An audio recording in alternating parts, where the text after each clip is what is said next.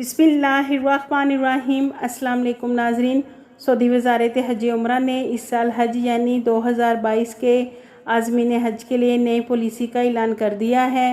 और नाजरीन, इसमें कौन कौन सी शराइत हैं और क्या क्या पाबंदियां हैं और किन लोगों को हज करने की इजाज़त होगी, मुकम्मल तफसील हम आपके साथ शेयर करते हैं। नाजरीन, अल्हम्दुलिल्लाह सऊदी अरेबिया में कोरोना वायरस पर काबू पाया जा चुका है, लेकिन इसके बावजूद सऊदी वज़ारत हज उम्रा और सऊदी हुकाम ने SOPs के हवाले से कुछ हिफाजती इक़दाम किए हैं। सबसे पहले नाजरीन, अल्हम्दुलिल्लाह इस साल हज में 1 मिलियन यानी कि 10 लाख मुकामी और गैर मुल्की आज़मीन को हज करने की इजाज़त होगी। दूसरे नंबर पर नाजरीन, सऊदी हुकाम का कहना है कि 65 साल से कम उम्र के अफराद इस साल हज अदा कर सकेंगे और 65 साल से ज़ायद उम्र के अफराद को इस साल हज करने की इजाज़त नहीं है।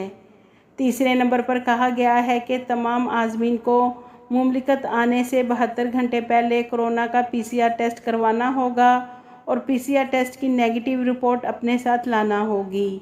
इसके अलावा नाजरीन, आज़मीन हज के पास सऊदी वज़ारत सेहत से मंजूर शुदा वैक्सीन का सर्टिफिकेट होना चाहिए।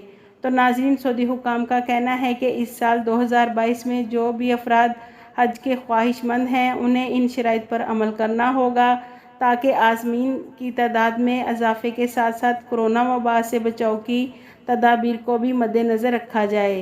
तो नाजरीन, अगर आपको हमारी ये वीडियो पसंद आए तो अपने दोस्तों के साथ शेयर करें और हमारे चैनल को सब्सक्राइब करें, ताकि हमारी हर नई वीडियो आप तक बआसानी पहुँच सके।